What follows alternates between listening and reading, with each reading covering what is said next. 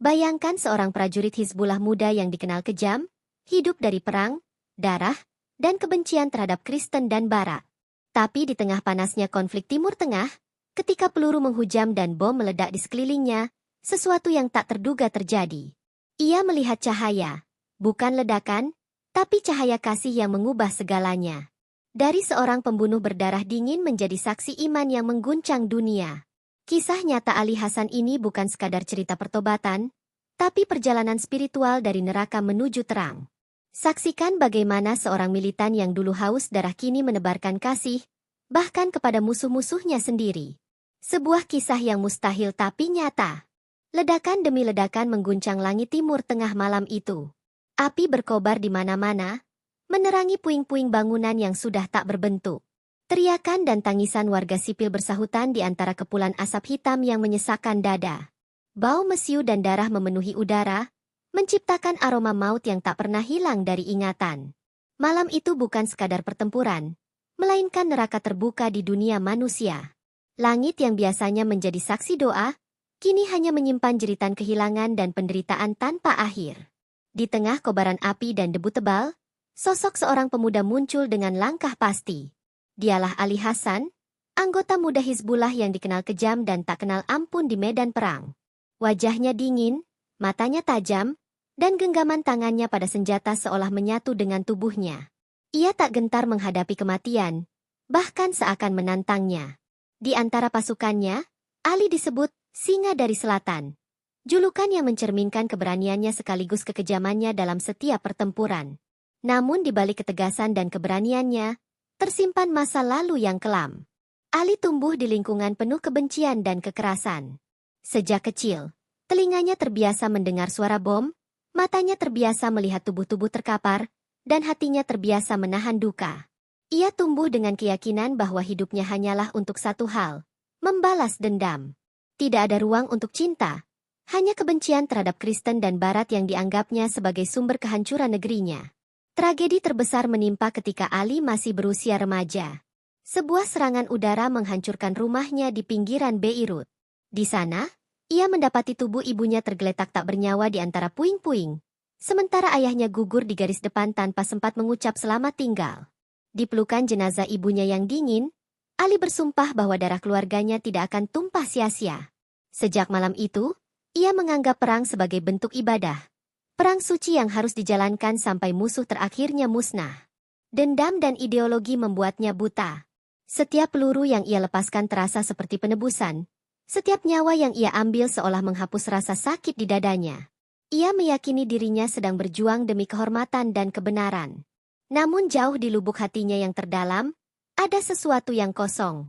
Sebuah kekosongan yang tak bisa diisi oleh kemenangan, kekerasan, atau darah musuh-musuhnya.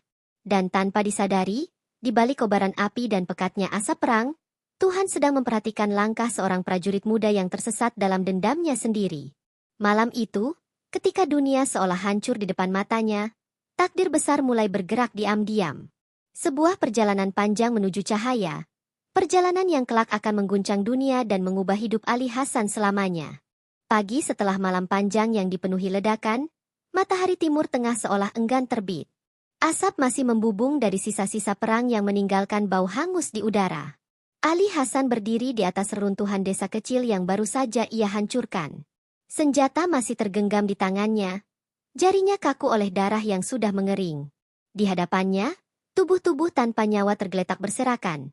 Sebagian adalah musuh, sebagian hanya warga yang tak sempat melarikan diri. Ali tidak menyesal. Baginya, ini semua adalah bagian dari perang suci. Ia percaya, setiap peluru yang ia lepaskan adalah bentuk pengabdian kepada Tuhan yang ia pahami selama ini. Ia bahkan berlutut di antara puing-puing dan berdoa dengan lantang, "Ya Allah, terimalah darah ini sebagai pengorbanan." Namun, saat bibirnya mengucap doa itu, ada sesuatu yang terasa aneh di dadanya. Degup jantungnya berat, seolah ada suara yang berbisik pelan, bukan dari luar, tapi dari dalam dirinya sendiri. Desa itu dulunya adalah tempat damai, dihuni oleh komunitas kecil Kristen Maronit yang menolak meninggalkan tanah mereka. Bagi Ali, mereka adalah musuh ideologinya, simbol dari Barat yang harus dimusnahkan. Ia memimpin pasukan dengan penuh amarah, membakar rumah, dan menembaki siapapun yang mencoba melawan. Tapi di tengah kekacauan, matanya sempat menangkap pemandangan yang tak pernah bisa ia lupakan. Seorang wanita tua, bersimpu di depan gereja kecil, memeluk salib dan berbisik lirih, "Tuhan, ampunilah mereka." Kata-kata itu menusuk lebih dalam daripada peluru. Ali sempat berhenti sejenak.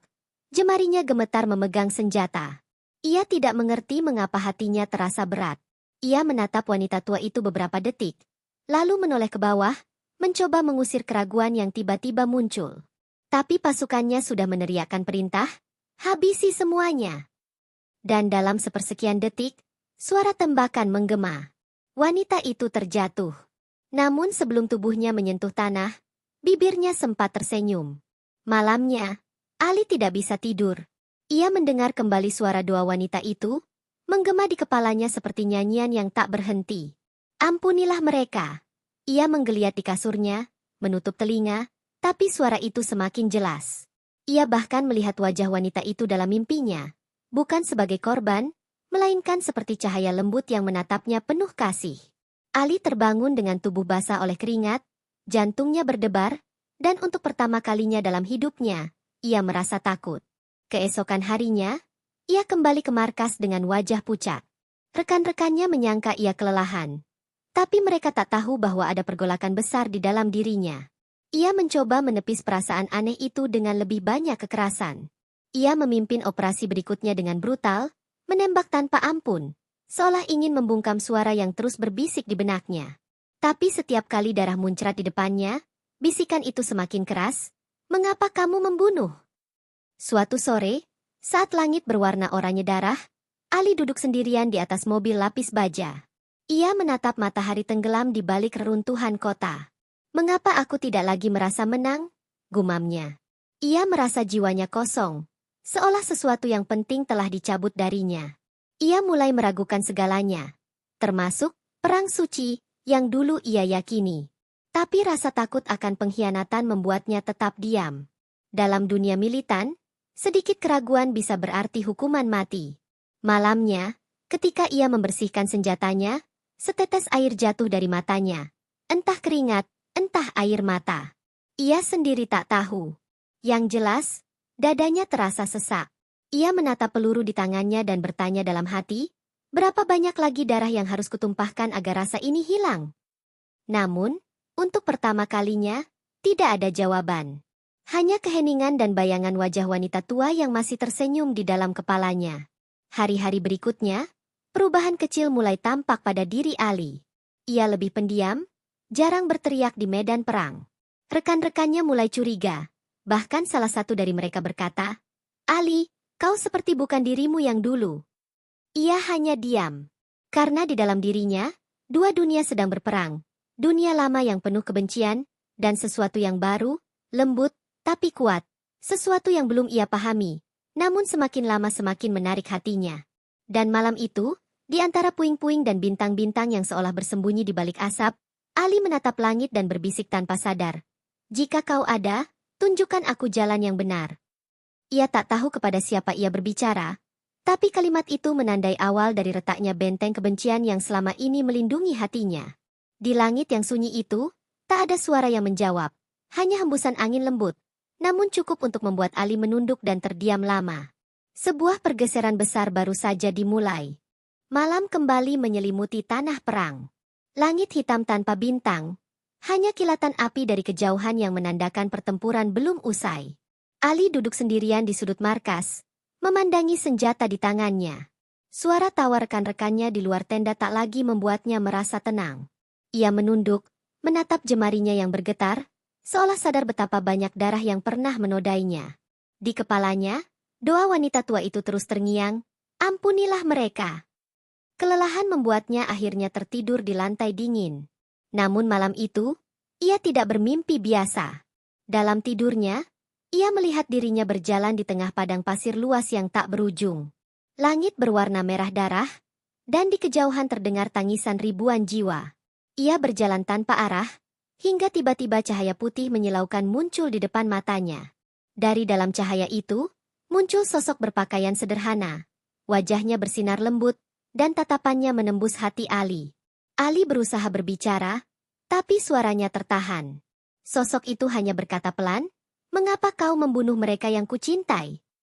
Kalimat itu menggema, membuat lutut Ali lemas. Ia ingin berlari, tapi kakinya berat. "Siapa kau?" teriaknya dengan panik. Sosok itu menjawab, "Aku adalah jalan, kebenaran, dan hidup." Cahaya di sekelilingnya semakin terang hingga membuat Ali berteriak dan menutup matanya. Saat ia membuka mata, tubuhnya sudah kembali di markas. Nafasnya terengah, keringat dingin membasahi wajahnya. Ia menatap sekeliling. Semuanya sunyi, hanya detak jantungnya yang menggema di telinga. Mimpi itu terasa nyata, seolah ia benar-benar telah bertemu seseorang. Tapi siapa? Dan mengapa kata-kata itu begitu membakar hatinya? Sejak malam itu, sesuatu dalam dirinya berubah. Ia tidak lagi bisa berdoa seperti dulu. Beberapa hari kemudian, saat pasukannya bersiap untuk misi berikutnya, Ali tampak gelisah. Ia mulai mempertanyakan setiap perintah, setiap peluru yang diarahkan pada manusia lain. Rekan-rekannya mulai resah. "Kau kenapa, Ali? Jangan bilang kau mulai lemah." Salah satu dari mereka menggertak. Tapi Ali hanya diam. Ia tidak tahu bagaimana menjelaskan bahwa setiap kali ia melihat seseorang di ujung senjatanya, wajah yang muncul justru wajah sosok bercahaya dalam mimpinya. Suatu sore, ketika mereka melewati reruntuhan gereja tua, Ali berhenti. Di antara puing-puing, ia menemukan sebuah salib kecil yang hangus separuhnya. Entah mengapa, tangannya refleks memungutnya. Ia menatap benda itu lama, merasakan sesuatu bergetar di dalam dadanya. "Kenapa aku tidak bisa membencinya?" bisiknya pelan. Rekannya berteriak, "Buang itu! Haram!" Tapi Ali hanya menggenggamnya erat dan menaruhnya di saku tanpa berkata apa-apa. Malamnya, mimpi itu datang lagi. Ia melihat dirinya berdiri di tepi sungai, dan sosok bercahaya itu kembali muncul. Tapi kali ini wajahnya lebih jelas. Penuh kasih, tapi juga penuh luka. Di tangannya, ada bekas paku. Sosok itu berkata dengan suara yang dalam dan penuh belas kasih, "Aku memanggilmu bukan untuk menghukummu, tapi untuk menyembuhkanmu." Air mata tiba-tiba mengalir di wajah Ali. Ia berlutut dalam mimpi itu. Tapi ketika ia mencoba menyentuh kaki sosok itu, cahaya itu menghilang. Ali terbangun dengan tubuh bergetar. Ia menatap langit-langit tenda, jantungnya berdebar tak terkendali. Ia sadar ini bukan sekadar mimpi. Ada sesuatu yang nyata sedang memanggilnya. Ia meraih saku bajunya. Salib hangus itu masih di sana. Ia menatapnya dengan mata berkaca-kaca. "Apa ini tandanya?" bisiknya dengan suara serak. Di luar, suara adzan subuh menggema, tapi kali ini suaranya terdengar jauh, sangat jauh. Hari-hari berikutnya, Ali menjadi bayangan dirinya sendiri. Ia tak lagi berteriak, tak lagi bersemangat. Ia hanya menatap kosong setiap kali rekan-rekannya berbicara tentang jihad. Di hatinya kini ada dua suara yang saling bertarung. Satu berteriak, "Bunuh demi imanmu." Dan satu lagi berbisik lembut, "Kasihilah musuhmu." Suara kedua itu semakin sering muncul, dan semakin sulit ia abaikan. Hingga pada suatu malam, ketika hujan mengguyur markas, Ali memutuskan keluar dari tenda. Ia berjalan ke arah bukit kecil di belakang kamp, berlutut di bawah hujan, dan menatap langit. "Jika kau benar-benar ada," katanya dengan suara bergetar, "tunjukkan aku siapa kau sebenarnya." Hujan turun semakin deras, petir menyambar langit, dan di antara gemuruh itu, ia melihat cahaya putih melintas cepat di langit. Cahaya yang sama seperti dalam mimpinya. Sejak malam hujan itu, hidup Ali Hasan tak pernah lagi sama. Wajahnya kini selalu tampak pucat dan matanya sering menerawang jauh. Ia tak lagi berteriak, "Allahu Akbar," dengan semangat membara seperti dulu. Di dalam dirinya, ada perang baru yang jauh lebih berat dari medan tempur manapun. Perang antara keyakinan lama dan bisikan lembut yang terus memanggil dari dalam hatinya. Setiap malam, ia menatap salib hangus yang masih ia simpan di sakunya. Benda kecil itu menjadi saksi bisu dari sesuatu yang tak bisa ia pahami. Ia mencoba membuangnya berkali-kali. Namun setiap kali tangan hendak melepaskannya, ada kekuatan tak terlihat yang menahan. "Kenapa aku tidak bisa?" gumamnya dalam gelap. Ia mulai sadar, hatinya tak lagi sama. Suatu hari, di sela patroli, Ali melihat reruntuhan gereja tua di padang pasir. Gereja itu sudah hancur, Tapi di dalamnya masih ada satu hal yang berdiri utuh. Sebuah salib batu besar di dinding altar. Entah mengapa, langkahnya terhenti. Ia menatapnya lama, dan air mata tiba-tiba mengalir tanpa sebab. Dalam diam, ia berlutut di depan reruntuhan itu. Siapapun engkau, jika kau benar, tunjukkan aku jalan MU. Bisiknya pelan, tanpa sadar menirukan gaya doa yang pernah ia lihat dari tawanan Kristen dulu. Namun perbuatannya tak luput dari mata seorang rekan pasukan. Ali, apa yang kau lakukan di sana? Suara itu menggema keras. Ali tersentak. Ia berdiri cepat, mencoba menutupi rasa paniknya. Tidak, aku hanya memeriksa lokasi. Tapi tatapan curiga sudah tertanam di mata rekannya. Sejak hari itu, bisik-bisik mulai terdengar di markas. Ali sudah berubah, kata mereka. Mungkin dia mulai ragu pada jihad. Ketegangan makin terasa. Komandannya memanggilnya suatu malam. Aku dengar kau sering melamun. Kau masih setia pada perjuangan ini, Hasan? Nada suaranya tajam. Ali menatapnya dengan pandangan kosong. Aku hanya lelah. Komandannya menggebrak meja. Lelah? Syahid tidak mengenal lelah. Ali diam, tapi di dalam hatinya, ia berteriak, bukan karena takut, tapi karena hatinya benar-benar hancur. Ia tak tahu lagi apa arti perang ini. Beberapa hari kemudian, saat konvoi mereka diserang, Ali justru menolong seorang bocah Kristen yang tertinggal di reruntuhan. Ia membawanya ke tempat aman, menyembunyikannya dari mata pasukan. Bocah itu menangis ketakutan, dan Ali memeluknya sambil berkata lirih, "Tenang, aku tidak akan menyakitimu." Kata-kata itu membuatnya tertegun sendiri. Dulu, ia akan menembak tanpa pikir panjang. Tapi kini, hatinya tak lagi sanggup. Sejak kejadian itu, Ali tahu waktunya di dalam pasukan sudah tidak lama lagi. Ia mulai menyendiri, menjauh dari rekan-rekan yang semakin curiga. Dalam sunyi malam, ia menatap langit dan berdoa dengan cara yang belum pernah ia lakukan sebelumnya. Bukan dengan teriakan perang, tapi dengan bisikan yang lembut, "Ya Tuhan, tunjukkan aku siapa Engkau sebenarnya. Jika Engkau Yesus seperti dalam mimpiku, aku ingin mengenal MU." Pada malam berikutnya, mimpi itu datang lagi. Tapi kali ini berbeda. Ia melihat padang pasir luas yang sama, namun di tengahnya berdiri salib bercahaya. Di bawahnya, sosok yang sama, penuh kasih, tapi menatapnya dengan mata yang meneteskan air mata. "Ali," suara itu bergema lembut, "aku telah menunggumu." Ali berlutut, menangis sejadi-jadinya. "Aku tidak layak," teriaknya. Tapi sosok itu berkata, "Kasihku tidak mencari yang layak. Kasihku mencari yang hilang." Saat terbangun, Ali menangis dalam diam. Ia tahu, hatinya sudah berpindah arah. Tapi akalnya masih berperang. Jika kawan-kawannya tahu, ia akan dieksekusi sebagai pengkhianat. Dalam ketakutan itu, ia merasakan dorongan untuk pergi. Ia menatap senjatanya lama-lama, lalu berbisik, "Bukan ini lagi jalanku." Subuh itu, sebelum matahari terbit, Ali Hasan meninggalkan markasnya diam-diam. Hanya satu hal yang ia bawa, senjata, sebotol air, dan salib hangus yang kini terasa hangat di genggamannya. Ia melangkah ke padang pasir luas tanpa arah, dikejar angin malam yang dingin, tapi di dadanya ada api baru. Bukan api kebencian, melainkan api yang aneh. Rasa damai yang belum pernah ia rasakan seumur hidupnya. Langit timur tengah pagi itu memerah, seolah ikut menyaksikan pelarian seorang prajurit yang meninggalkan perang. Di padang pasir luas yang sunyi, langkah Ali Hasan terhuyung-huyung. Kakinya menembus pasir panas, tubuhnya lemah, tapi tekadnya tetap menyala. Di belakangnya, suara kendaraan militer menggema, pasukan Hizbullah sedang memburunya. Mereka menyebutnya pengkhianat iman. Ali berlari tanpa arah.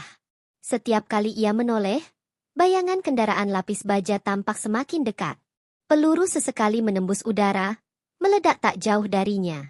"Ya Tuhan, tolong aku," desisnya di antara napas yang tersengal. Ia belum tahu siapa Tuhan yang ia panggil, tapi kata itu keluar dari kedalaman hatinya yang paling jujur. Matahari semakin tinggi. Rasa haus membuat bibirnya pecah, kulitnya terbakar. Ia berjalan menembus teriknya padang pasir, hingga akhirnya terjatuh di atas pasir panas. Tangannya menggenggam salib hangus yang kini terasa lebih berat dari biasanya. Ia menatapnya dengan mata sayu dan berbisik. Apakah kau masih di sana?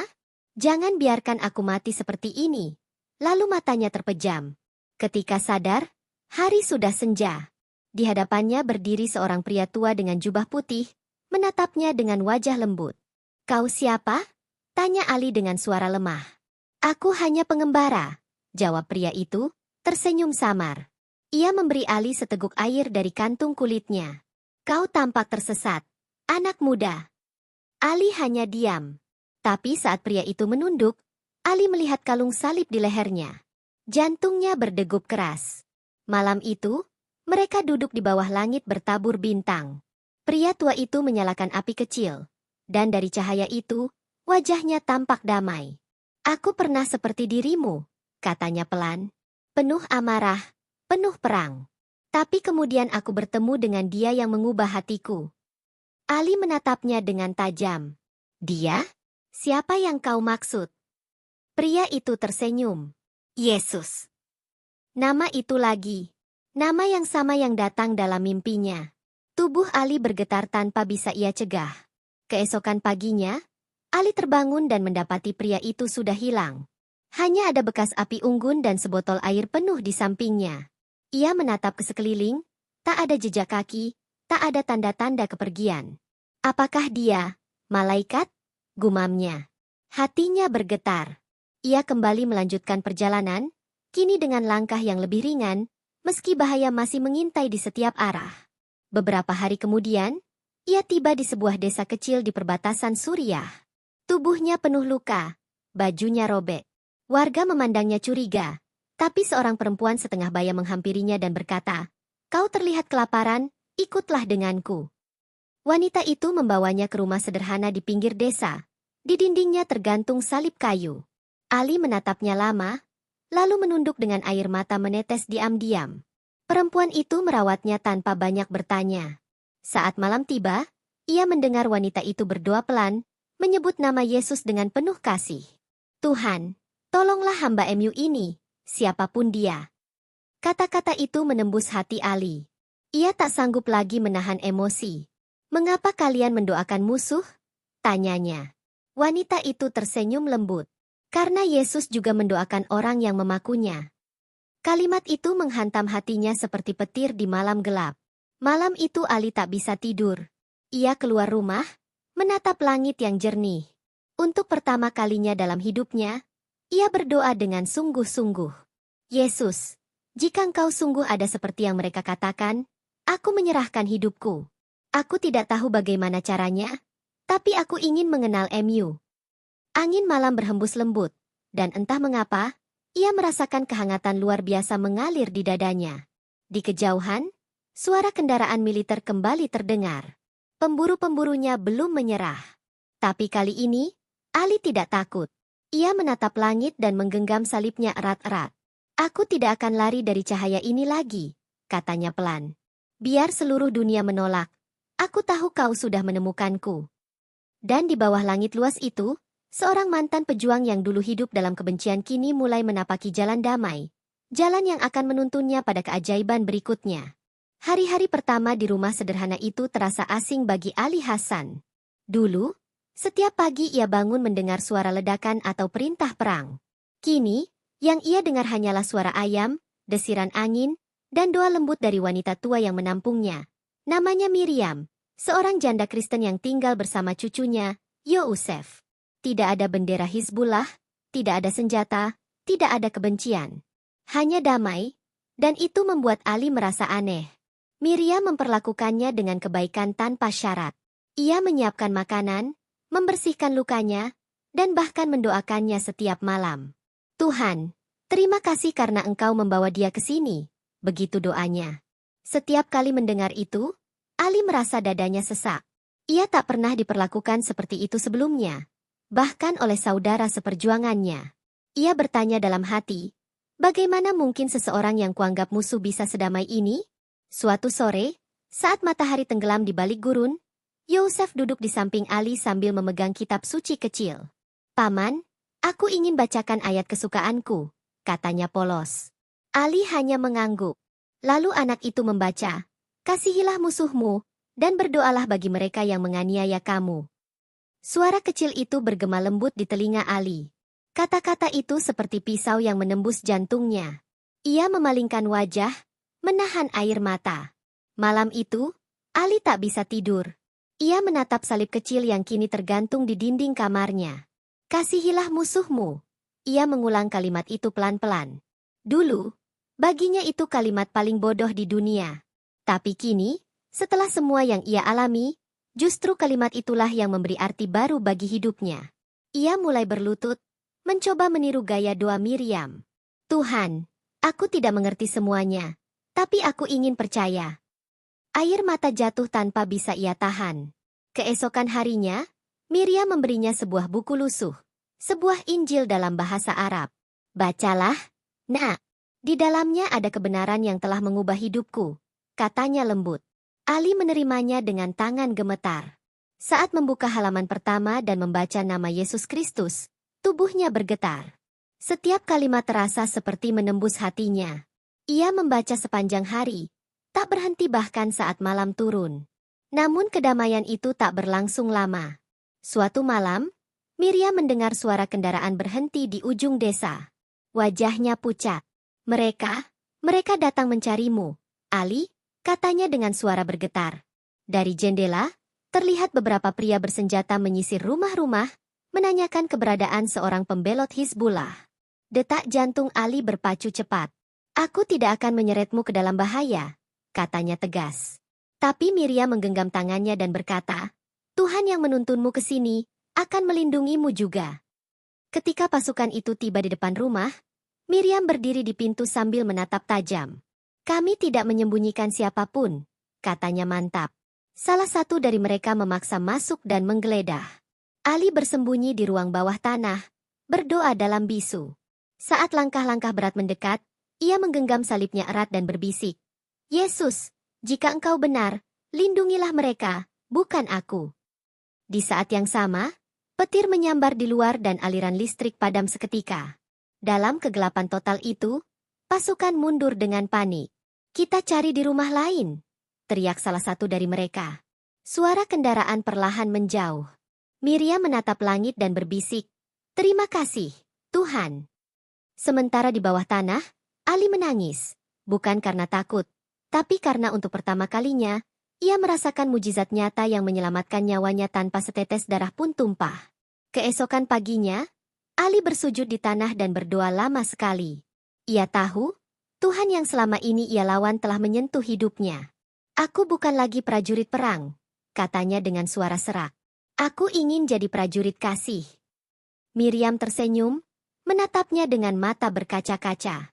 Perangmu belum berakhir, Ali. Tapi kali ini, kau berperang bukan dengan peluru, melainkan dengan pengampunan. Di luar, langit tampak lebih biru dari biasanya. Untuk pertama kalinya dalam hidupnya, Ali Hasan merasakan kedamaian sejati. Namun jauh di balik horizon, bahaya baru sedang menunggu, karena Hizbullah tidak pernah melupakan pengkhianat. Dan perjalanan iman Ali baru saja dimulai. Fajar baru saja menyingsing di desa kecil itu ketika suara deru mesin kendaraan militer kembali terdengar dari kejauhan. Burung-burung beterbangan panik, debu beterbangan di jalan sempit. Miriam yang sedang menyiapkan sarapan berhenti seketika, matanya menatap keluar jendela dengan wajah pucat. Ali, mereka kembali. Suaranya bergetar, hampir berbisik. Kali ini, langkah-langkah yang datang bukan untuk mengancam, tapi untuk membunuh. Ali segera berdiri, memandang keluar melalui celah pintu. Puluhan pria bersenjata memasuki desa, membawa bendera Hizbullah. Di antara mereka, ia mengenali wajah komandannya sendiri, lelaki yang dulu ia hormati, Abu Karim. Hatinya mencelos. Mereka tidak akan berhenti sampai aku mati, gumamnya. Miriam menggenggam tangannya. Lari, Ali. Selamatkan dirimu. Tapi Ali menggeleng. Aku tak akan tinggalkan kalian. Kalian keluargaku sekarang. Suasana desa berubah menjadi mencekam. Warga panik, beberapa bersembunyi di rumah, yang lain mencoba kabur lewat ladang.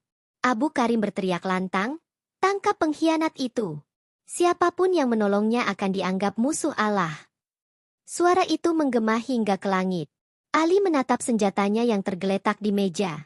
Ia memungutnya perlahan, menatapnya lama, lalu meletakkannya kembali. Aku sudah tak membunuh lagi, katanya lirih.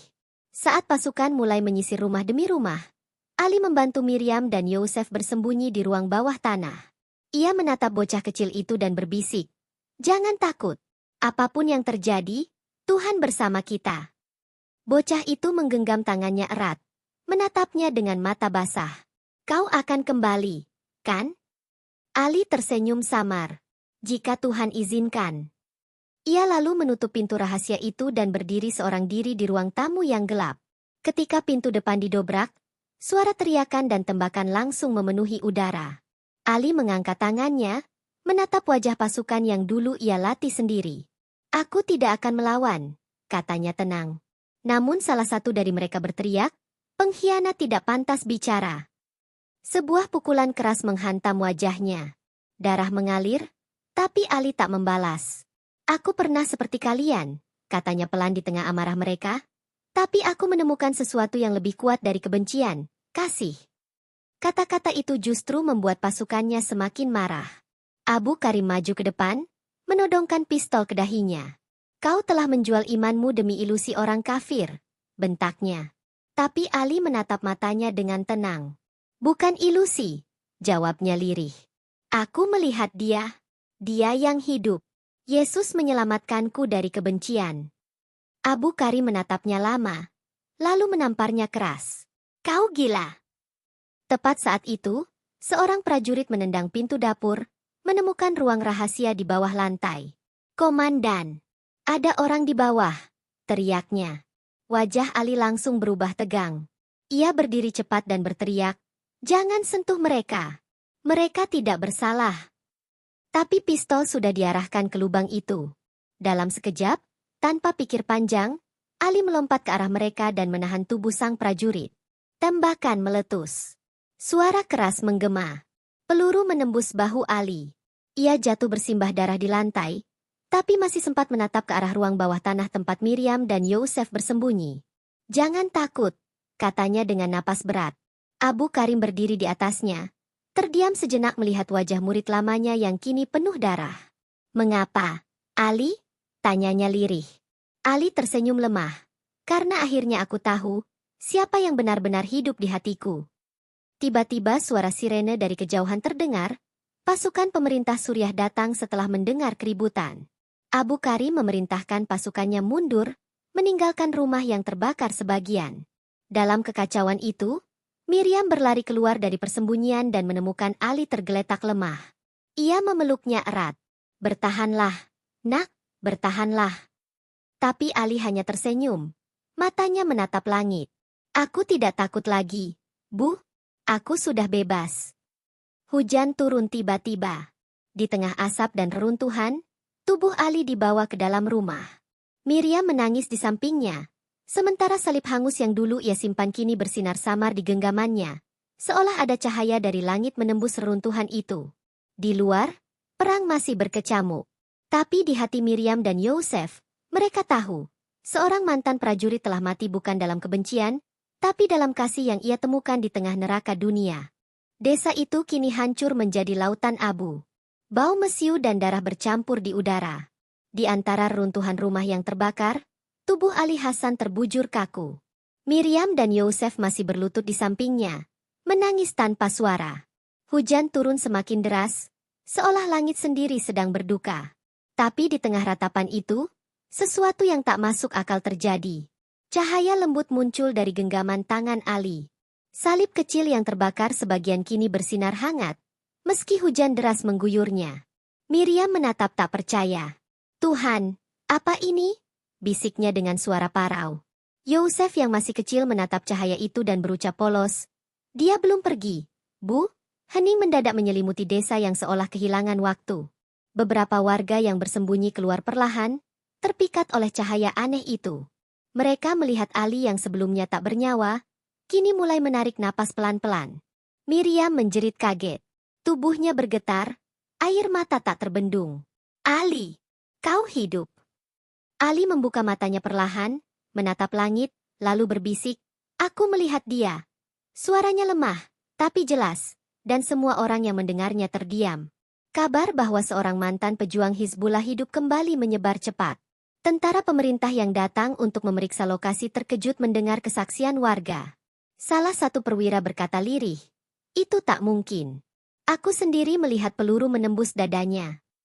Tapi Ali yang kini duduk dengan bantuan Miriam hanya tersenyum samar. Bagi manusia, mungkin. Tapi baginya, tidak ada yang mustahil. Hari berganti. Luka Ali masih parah. Namun ia tetap hidup. Dan setiap malam, ia bermimpi. Dalam mimpinya, ia melihat sosok berpakaian putih berjalan di antara puing-puing perang. Menatapnya penuh kasih. "Ali," suara itu lembut, "aku tidak memanggilmu untuk membunuh, tapi untuk menyembuhkan." Saat terbangun, ia menangis dan berlutut. Memohon ampun atas darah yang pernah ia tumpahkan. Beberapa warga yang dulu membencinya mulai datang diam-diam untuk mendengar ceritanya. Di antara mereka ada juga bekas rekan Hizbullah yang terpukul melihat perubahan itu. Salah satunya, bernama Fadil, berbisik, "Aku dulu ingin membunuhmu, tapi kini, aku ingin tahu apa yang kau lihat." Ali menatapnya dengan mata lembut. "Aku melihat kasih, Fadil. Sesuatu yang tak pernah kita temukan dalam perang." Suatu malam, sekelompok prajurit datang membawa perintah dari Hizbullah, "Tangkap Ali Hasan, hidup atau mati." Desa itu kembali mencekam. Tapi sebelum mereka sempat masuk, sebuah gempa kecil mengguncang tanah. Sebuah dinding runtuh, menghalangi jalan masuk. Para prajurit ketakutan dan mundur, meninggalkan desa itu. Miriam berlutut sambil menangis, "Tuhan melindungi kita." Dan kali ini, semua warga percaya. Hari-hari berikutnya menjadi awal dari perubahan besar. Ali mulai berjalan keliling desa, meski masih lemah. Ia membantu membangun rumah, menenangkan anak-anak yatim, dan mengajari mereka berdoa dengan tangan bersih, bukan tangan yang memegang senjata. Setiap langkahnya menjadi kesaksian hidup bahwa kebencian tak pernah membawa kemenangan, hanya kehancuran. Suatu pagi, seorang pendeta dari Lebanon datang setelah mendengar kabar tentang mantan prajurit Hizbullah yang diselamatkan Yesus. Ia membawa sebuah Alkitab kecil dan meletakkannya di tangan Ali. "Ini bukan akhir ceritamu, Nak," katanya. Ali menatap Alkitab itu dengan mata berkaca. "Tidak, ini baru permulaan." Ia tahu, kini hidupnya bukan lagi untuk berperang, tapi untuk bersaksi. Ketika matahari terbit di atas reruntuhan, desa itu seolah kembali hidup. Suara tawa anak-anak mulai terdengar lagi, menggantikan dentuman senjata. Ali menatap langit yang mulai cerah dan berbisik, "Terima kasih, Yesus. Kau telah memanggilku keluar dari kegelapan." Dalam keheningan pagi itu, burung-burung kembali beterbangan, tanda bahwa bahkan di tanah perang, kasih masih bisa tumbuh dari abu. Dari neraka peperangan di Timur Tengah hingga cahaya kasih yang menembus kegelapan, kisah Ali Hasan adalah bukti hidup bahwa tidak ada hati yang terlalu hitam untuk diselamatkan. Ia, yang dulu menumpahkan darah atas nama kebencian, akhirnya menyerahkan hidupnya demi kasih yang kekal. Dalam perjalanan panjang dari fanatisme menuju iman sejati, ia kehilangan segalanya, keluarganya, pasukannya, bahkan nyawanya. Namun justru menemukan sesuatu yang lebih berharga dari kehidupan itu sendiri, pengampunan. Dari tanah yang basah oleh darahnya, tumbuh benih perdamaian yang menyentuh dunia. Dan di setiap jiwa yang mengenal kisahnya, nama Ali Hasan bergema bukan sebagai prajurit perang, tapi sebagai saksi bahwa kasih Yesus mampu menaklukkan kebencian, bahkan di medan perang yang paling gelap sekalipun.